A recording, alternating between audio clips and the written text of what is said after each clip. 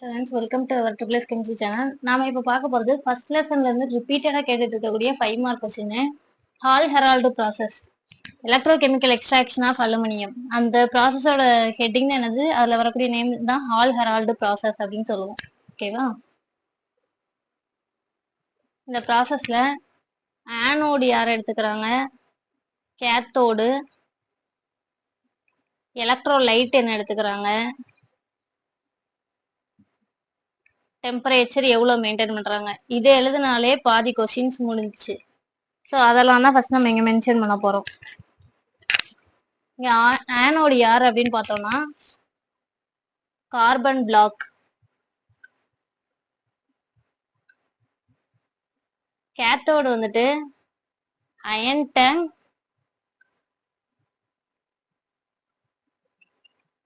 Lined with carbon. Electrolyte யாரு அப்படின்னு பார்த்தோம்னா alumina,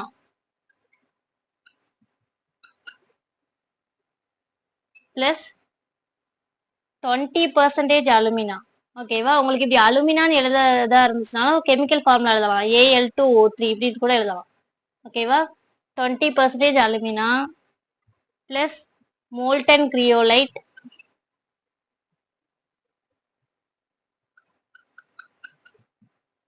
plus 10% calcium chloride CaCl2. ஓகேவா? டெம்பரேச்சர் என்னன்னா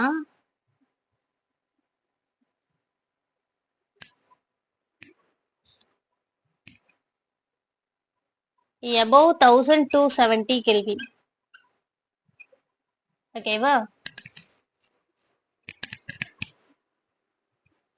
அதாவது இங்க நேர்மின்வாய்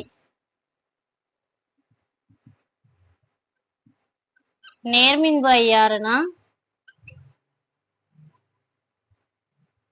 கார்பன் மேல்பூச்சு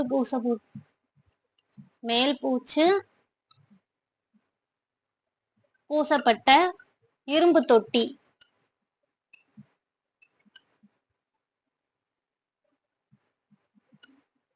எதிர்மின்வாய் யாருன்னு பார்த்தோம்னா கார்பன் தண்டு.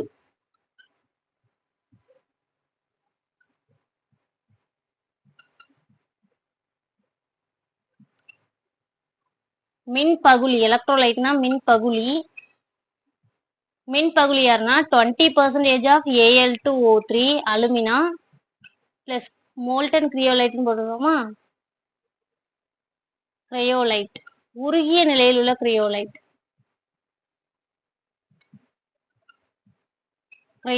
உருகிய நிலையில்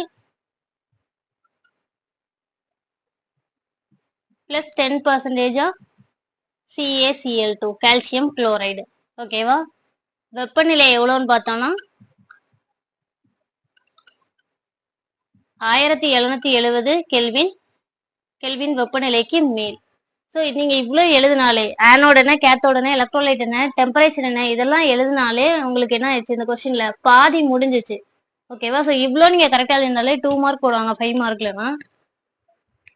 மார்க்ல தனியா கேட்டிருந்தாங்கன்னா. ஸோ இதுக்கப்புறம் இதுல நடக்கக்கூடிய ரியாக்ஷன்ஸை பார்க்கலாம். ஓகேவா? அது சிம்பிளா சொல்லித்தரேன், உங்களுக்கு ஈஸியா புரியும். பார்ப்போம்.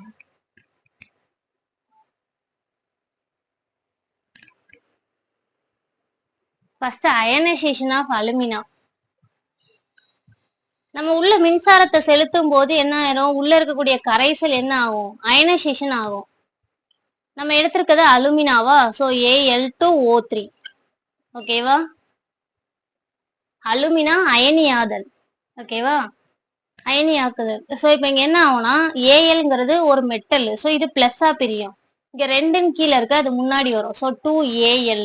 எத்தனை பேரோட ஜாயிண்ட் ஆயிருக்கு, 3 ஆக்சிஜனோட ஜாயிண்ட் ஆயிருக்கு. ஸோ மேல 3 பிளஸ் பிளஸ் இது 3 ஆக்சிஜன் மாலிகுல் இருக்கு. ஸோ 3O போடுறோம்.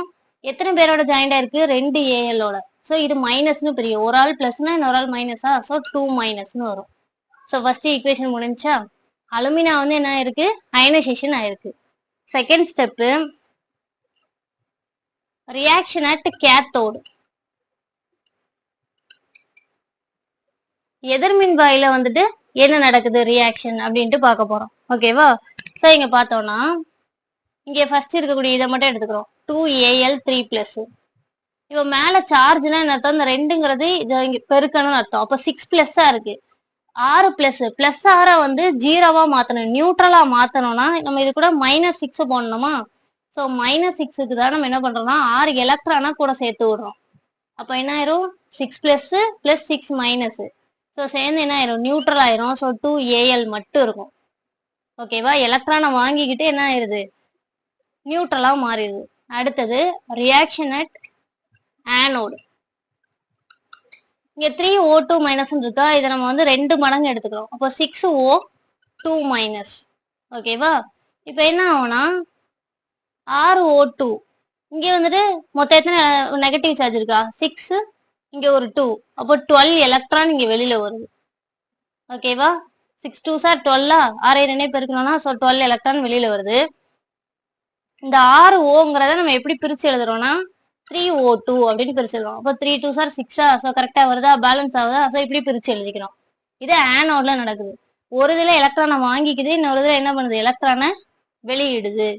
ஓகேவா, அதை நம்ம எதை வச்சான்னு சொல்றோம், அந்த மேல இருக்க சார்ஜையும் இந்த முன்னாடி இருக்கக்கூடிய நம்பரையும் மல்டிப்ளை பண்ணி சொல்றோம். நெக்ஸ்ட் இங்க கார்பன் வந்துட்டு என்னவா ஆக்ட் ஆகுதுன்னு சொல்லியிருக்கோம், ஆனோட ஆக்ட் ஆகுதுன்னு சொல்லியிருக்கோம்.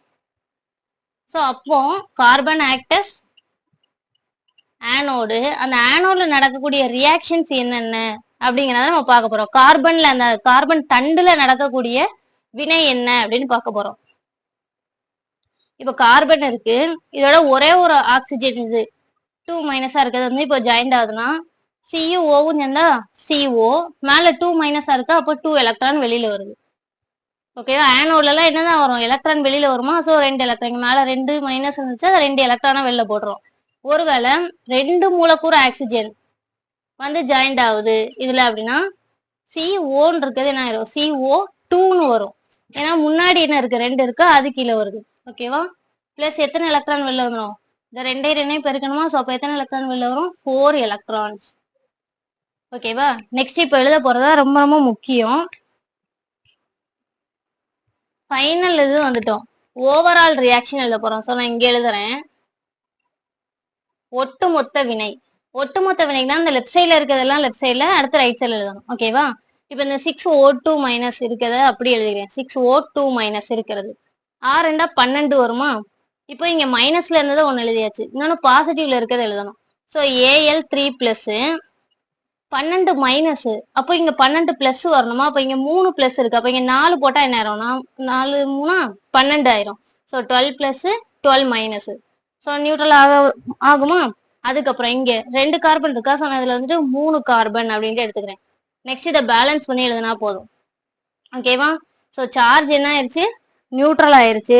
ரிமைனிங் அப்ப யார் இருப்பாங்க 4Al பிளஸ் இந்த ஆக்சிஜனும் கார்பனும் ஜாயிண்ட் ஆயிரும். ஸோ அப்போ 3CO.